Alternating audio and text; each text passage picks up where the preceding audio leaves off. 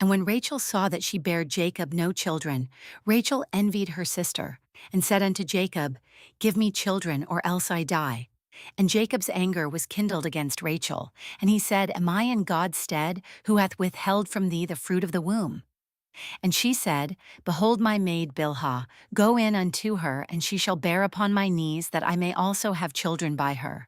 And she gave him Bilhah her handmaid to wife, and Jacob went in unto her. And Bilhah conceived, and bare Jacob a son. And Rachel said, God hath judged me, and hath also heard my voice, and hath given me a son. Therefore called she his name Dan.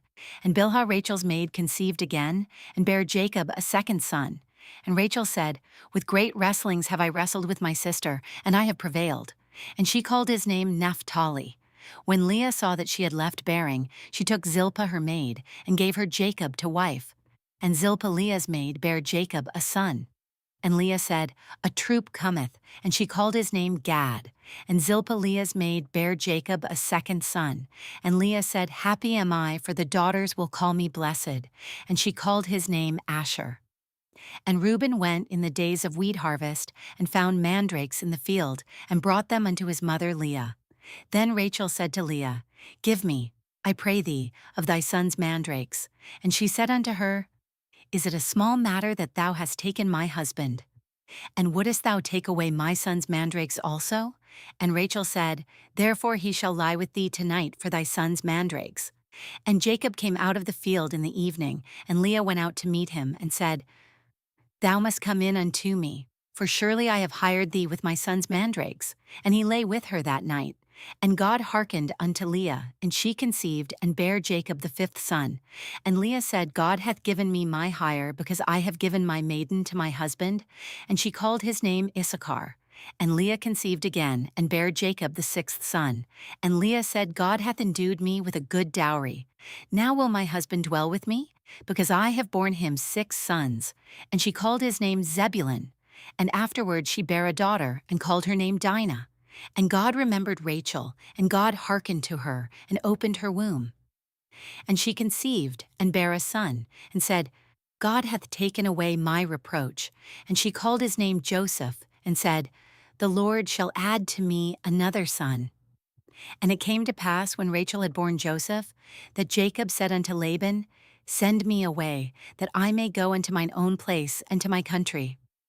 Give me my wives and my children, for whom I have served thee, and let me go, for thou knowest my service which I have done thee.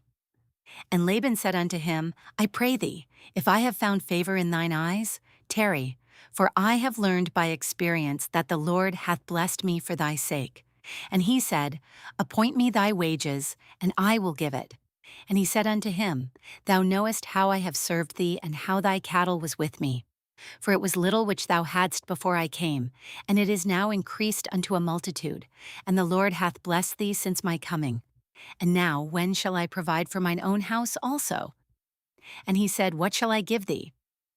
And Jacob said, Thou shalt not give me anything. If thou wilt do this thing for me, I will again feed and keep thy flock.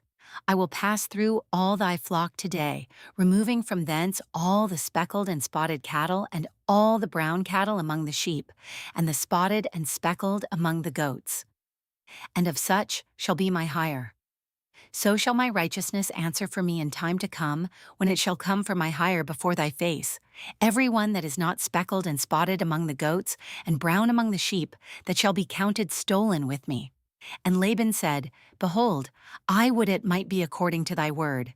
And he removed that day the he-goats that were ring-straked and spotted, and all the she-goats that were speckled and spotted, and every one that had some white in it, and all the brown among the sheep, and gave them into the hand of his sons.